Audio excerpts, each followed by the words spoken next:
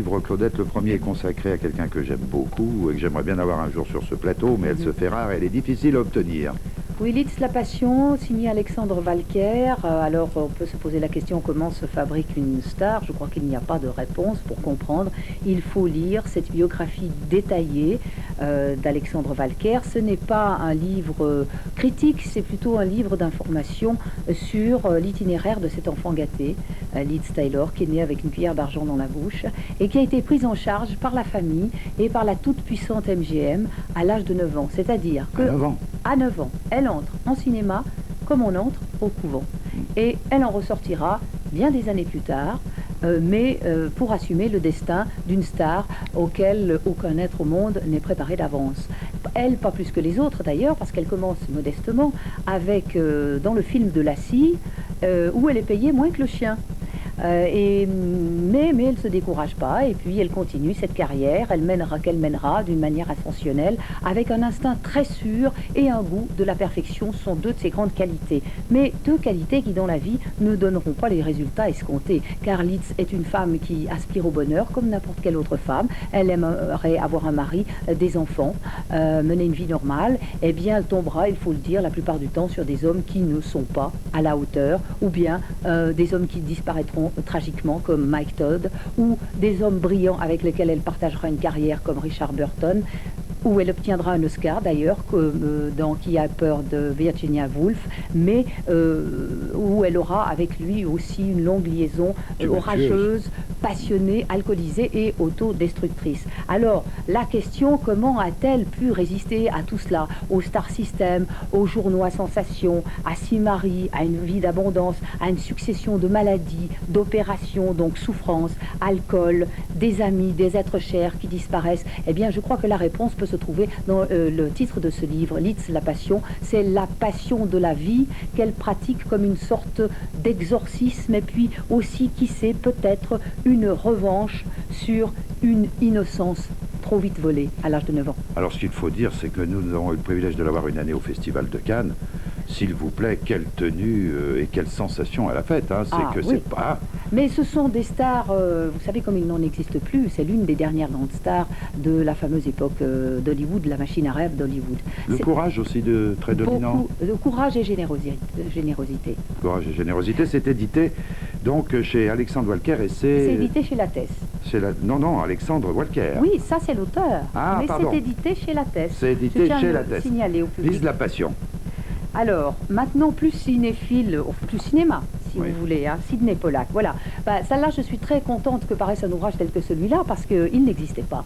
Sur l'un des grands du cinéma américain, auquel on doit quand même de nombreux chefs-d'œuvre, comme Out of Africa, Tootsie, On achève bien les chevaux, Jeremiah Johnson, Nos plus belles années, Les 3 jours du Condor, etc. Et le dernier, c'est Havana. Alors, il faut dire que, c'est vrai, le classicisme de son cinéma peut facilement le placer dans la catégorie des réalisateurs qui ne prennent pas de risques. Mais si on regarde d'un peu plus près son cinéma, on s'aperçoit qu'il s'est la plupart du temps placé hors mode, parfois même à contre-courant. Et on se souvient par exemple qu'avant que le succès vienne confirmer Out of Africa, l'œuvre était réputée dans tout Hollywood comme étant l'œuvre inadaptable au cinéma. Et avec Havana, son 15e film, Pollack déroge une fois de plus à la règle de l'ère du temps, avec un film à la manière d'Hemingway, c'est-à-dire complètement déphasé, décalé par rapport à l'époque d'aujourd'hui. Alors, ce livre, il faut dire, est le résultat de 3 ans de travail de Michel Dion, qui a suivi Sidney Pollack, qui a beaucoup parlé avec lui, qui a regardé ses épreuves, ses documents photographiques, qui a fait ouvrir ses archives et qui l'a suivi sur le tournage d'Havana. Résultat, un livre riche d'informations, d'illustrations, qui fait référence et qui est préfacé par le cinéaste, donc lu et approuvé. Oui, mais le personnage, qu'est-ce qui se dégage comme personnalité? Vous avez beaucoup parlé de l'œuvre, de sa trajectoire professionnelle. L'homme est comment? Eh bien, l'homme ne veut pas, il dit toujours, Sidney Pollack, moi je me souviens d'une chose qu'il a dit dans son livre, je traduis à peu près la phrase, il dit, cela ne m'intéresse pas d'être persuadé, d'avoir des certitudes et de les faire partager aux spectateurs. Ce qui m'intéresse, c'est justement les choses que je recherche moi-même, dont je ne suis pas certain, et que je fais partager aux spectateurs. Forme de dialogue. Ouais. Très bien. Sidney Pollack, donc l'un des grands cinéastes, et un cinéaste de la côte est américaine. C'est pas du tout un produit d'Hollywood, Pollack. Hein. Oui, c'est un cinéaste à l'intuition tout à fait européenne et typiquement américain. Bien, Siménon. Ah, Siménon au cinéma. Oui, inutile de vous présenter Maigret, je crois que c'est un personnage universel. Cet ouvrage nous le rappelle, mais il nous rappelle qu'il y a des Maigrets japonais, qu'il y a des Maigrets russes, il y a des Maigrets italiens, français, anglais. Ça. Oui, je crois que beaucoup d'entre nous, d'entre vous, se souviennent d'Harry Bord, de Michel Simon, Albert Préjean, Charles Laughton, Gino Cervi ou encore Jean Gabin. Alors, pendant plus de 50 ans, le cinéma, il faut le dire, a puisé abondamment dans les œuvres de Simenon. Et la TV aussi. Pour nous livrer maintenant la TV sur les écrans des films tels que Le Voyageur de la Toussaint, il n'y a pas que les Maigrets, Panique, je rappelle parce qu'il y a des films dont on ne se souvient plus, c'est des Maigrets. Marie Duport, oui. La vérité sur Bébé Donge, La neige était sale, En cas de malheur, Le Président, L'aîné des fers chauds ou encore Le Chat, La veuve Coudert, oui. L'Étoile du Nord et j'en passe parce que la liste est vraiment inépuisable.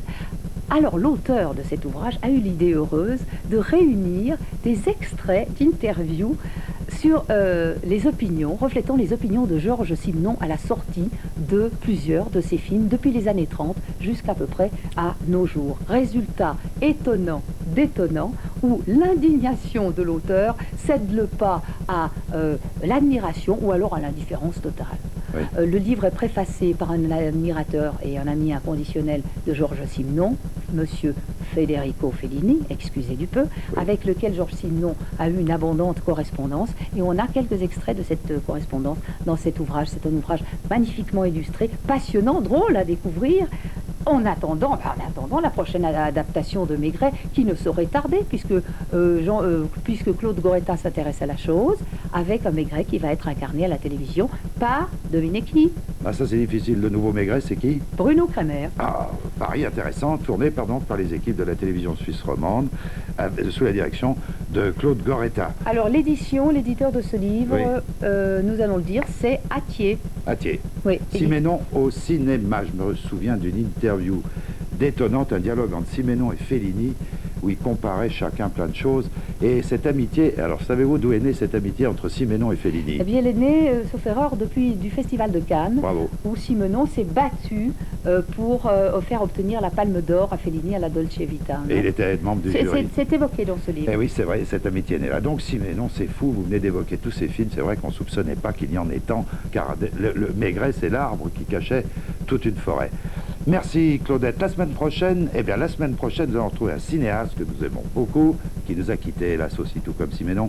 C'est Sam Peckinpah, qui est un personnage tout à fait extraordinaire. On a projeté plusieurs de ses films sur cet écran. Il a beaucoup d'admirateurs.